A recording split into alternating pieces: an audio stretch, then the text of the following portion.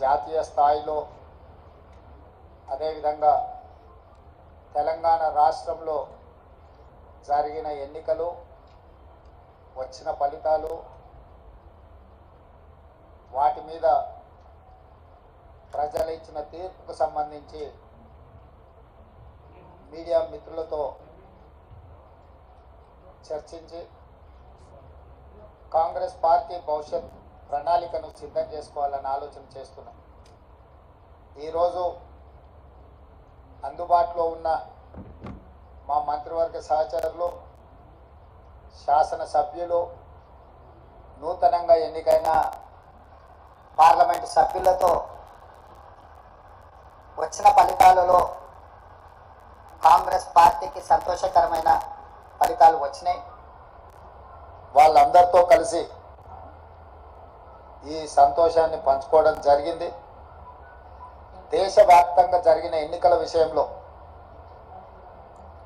నాడు రాహుల్ గాంధీ గారు కన్యాకుమారి నుంచి కశ్మీర్ వరకు 150 రోజులు 4000 కిలోమీటర్లు సుదీర్ఘమైన పాదయాత్ర, ఆ తర్వాత మణిపూర్ నుంచి ముంబై వరకు వారి పర్యటనలు, దేశవ్యాప్తంగా ప్రజాస్వామిక వాదులందరినీ ఏకం చేసి ముఖ్యంగా దళితులు, గిరిజనులు, మైనారిటీలు, మహిళలు, విద్యార్థులు, నిరుద్యోగ యువకులు, ప్రజాస్వామిక వాదులందరినీ కూడా సమన్వయం చేసి నరేంద్ర మోడీ భారతీయ జనతా పార్టీ నేతృత్వంలో నడుస్తున్న ఎన్డీఏ ప్రభుత్వం ప్రజా వ్యతిరేక నిర్ణయాలను, పరిపాలన వైఫల్యాలను దేశ స్థాయిలో ప్రచారం కల్పించి ఎన్డీఏ కూటమికి ప్రత్యామ్నాయంగా ఇండియా కూటమిని ఏర్పాటు చేసి వీలైనంత మేరకు సహకరించిన వాళ్ళందరినీ సహకారం తీసుకొని సమన్వయం చేసుకొని ఏఐసిసి అధ్యక్షుడు మల్లికార్జున్ ఖర్గే గారు, శ్రీమతి సోనియా గాంధీ గారు, రాహుల్ గాంధీ గారి యొక్క పాదయాత్ర సృష్టించిన ప్రభావాన్ని ప్రజలకు చేరవేయడం ద్వారా ఎన్నికలను నిర్వహించడం జరిగింది. ఈ ఎన్నికలలో మొదటగా తెలంగాణ రాష్ట్రంలో జరిగిన ఎన్నికలను మనం చర్చించుకొని ఆ తర్వాత జాతీయ స్థాయి ఎన్నికల మీద మనం విశ్లేషణ చేసుకుందాం. 2023 డిసెంబర్ 3 నాడు వచ్చిన ఫలితాలలో 64 శాసనసభ నియోజకవర్గాలలో కాంగ్రెస్ పార్టీని గెలిపించి ఒక్క శాసనసభలో సిపిఐని మా ఎన్నికల పొత్తులో భాగంగా కొత్తగూడెంలో గెలిపేయడం జరిగింది. తెలంగాణ రాష్ట్రంలో 65 శాసనసభ నియోజకవర్గాలలో 39.5% ఓట్లను వేయడం ద్వారా కాంగ్రెస్ ప్రభుత్వాన్ని, ప్రజాపాలనకు తెలంగాణ ప్రజలు ఆమోదం ఇచ్చారు. ఆ తర్వాత 100 రోజులలో 5 గ్యారెంటీలను అమలు చేసి భవిష్యత్ కార్యాచరణను ప్రజలకు వివరించి ఈ పార్లమెంట్ ఎన్నికల బరిలో మేము దిగడం జరిగింది.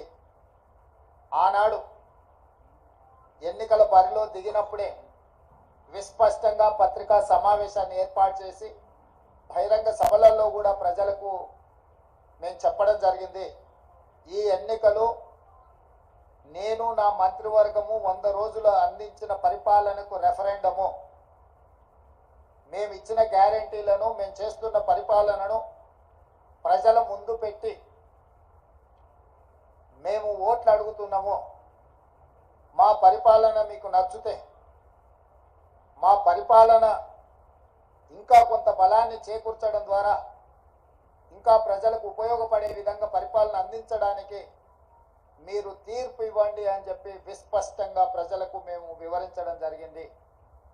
చాలామంది మీడియా మిత్రులు, సహచర ప్రజాప్రతినిధులు మనం రెఫరెండం అనకపోతే బాగుండునేమో, ఒకవేళ తీర్పు మనకు వ్యతిరేకంగా వస్తే ఆ తర్వాత సమస్య అవుతుందని కూడా చాలామంది సూచన చేసింది.